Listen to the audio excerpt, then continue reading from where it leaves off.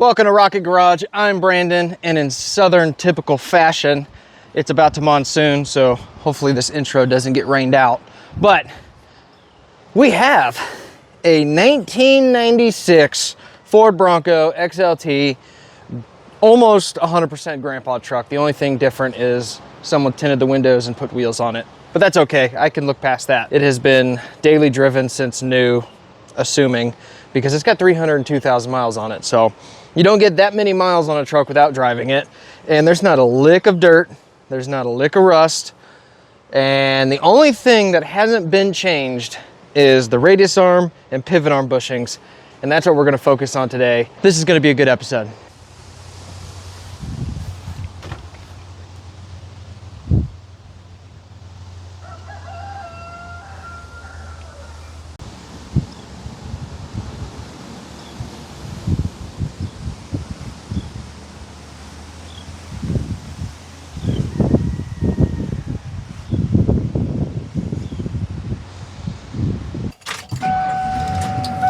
Oh yeah.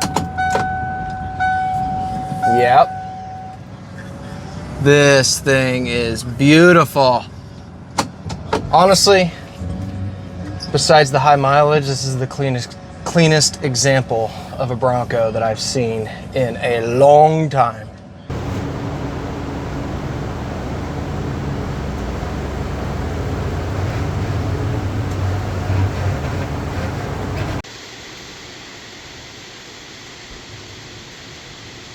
Plan is undo the shocks, take the coil off, because we're going to be replacing the coils with OEM new coils. But shocks, coils, radius arm, disconnect the brake line, ABS line, tie rod, drop the whole front suspension out, do the pivots, put it all back together, and rock and roll down the road. So I already started on the passenger side, but to get further along on the passenger side, I had to disconnect both links on the sway bar. So that's the only thing I've done on the driver's side so far. But I'm thinking I'm gonna attack this side differently. I'm thinking I'm gonna start right there. Little PB blaster on this radius arm nut. This is a little difficult to show you guys and do the work, but I'm doing my best.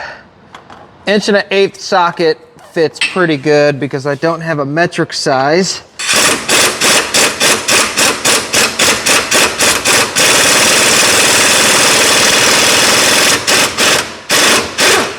Yeah, it didn't care.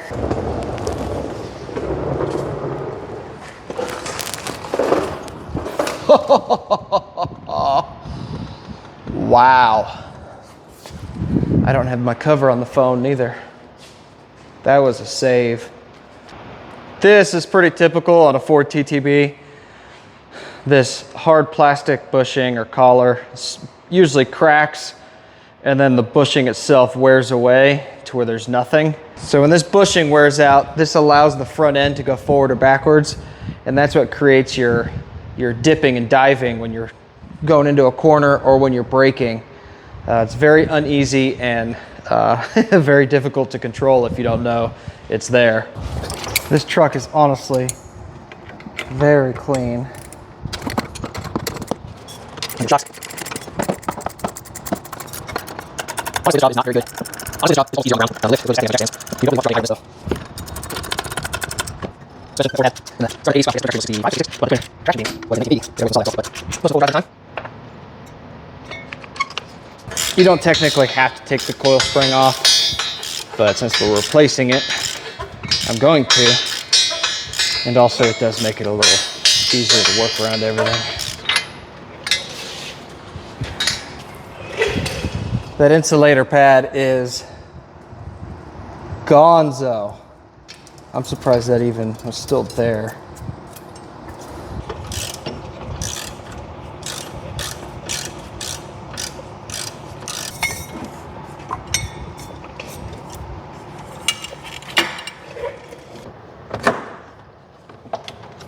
Done. I've done this a few times, and I'm trying to think of the most efficient way I could do this. And I believe that is Just clamping these brake hoses off so I don't lose all my brake fluid and dropping it all down at once.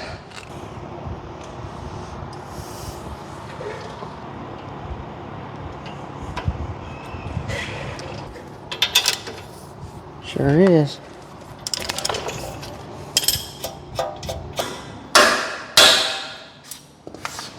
Only thing left is the pivot bushings. And let me think about this. I think I'm gonna loosen them and then I'll pull the bolts out when I set it on the ground. Almost forgot. Undid the drive shaft. We have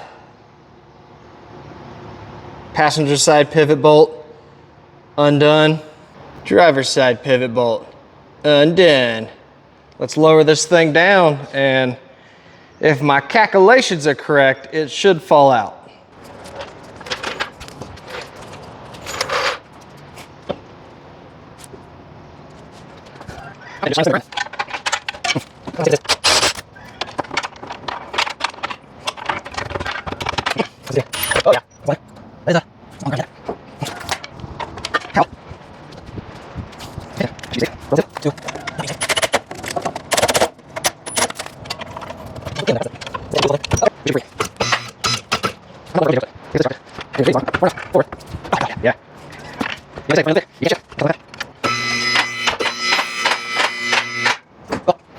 Day one, mission accomplished. The entire front end, if you're trying to do radius arms and pivot points, this is probably the easiest and least amount of work that you can do, is just yank the whole thing, hub, diff, all that.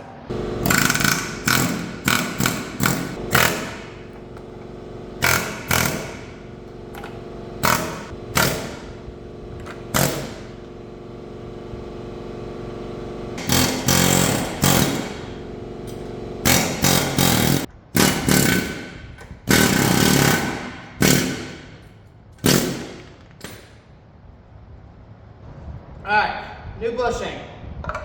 Goes in from the front. See if we have enough adapters.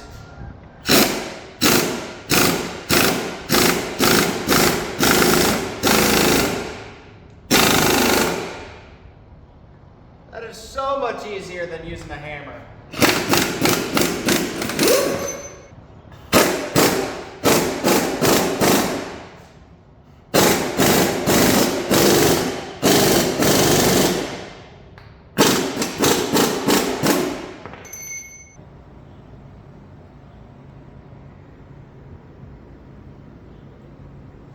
That's a step up from how I did my Bronco. Man, that was easy. For the radius arm.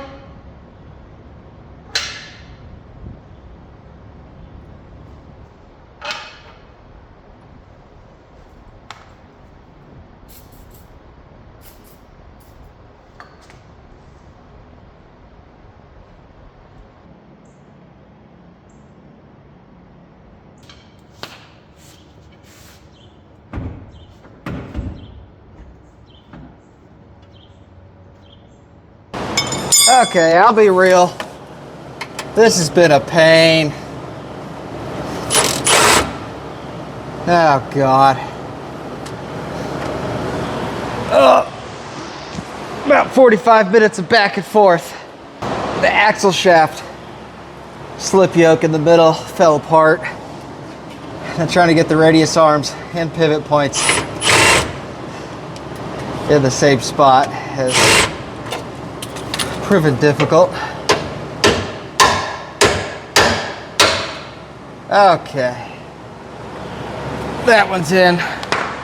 Yes, it's quicker to not tear the whole front apart, but it makes it heavy. Whew. Coil up on there.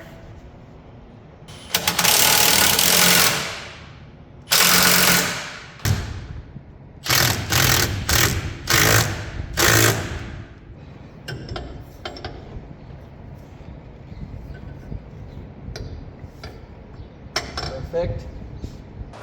Let's get this drive shaft back in here.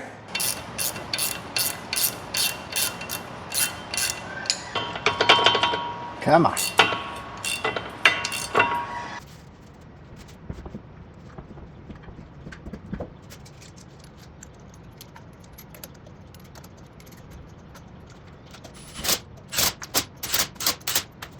Radius arm bushings done, pivot bushings done. Everything else looks copacetic. Got the new coils installed, put it on the ground. Everything's been torqued, brakes have been bled. And the old Bronco should be ready for a test drive, and I'm crossing my fingers that the bushings were what were making it drive kind of wonky. If not, everything else has been replaced besides the gearbox. So hopefully we don't have to go that far. But let's get it out of the shop and on the road.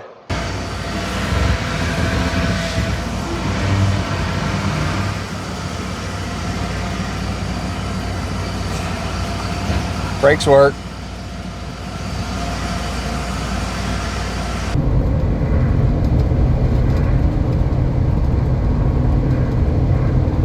Well, I will say it brakes straight now. It doesn't have a dip to it.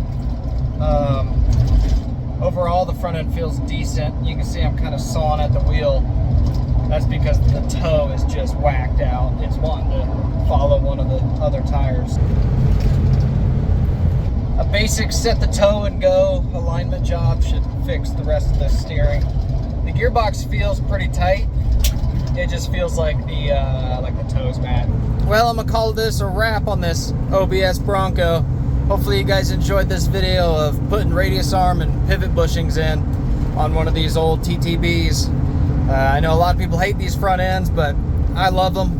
They ride pretty good once they're dialed in, and normally if you don't mess with them too much, they last forever. So anyways, thanks for watching, liking, subscribing, doing all the YouTube things. I'll see you guys on the next one.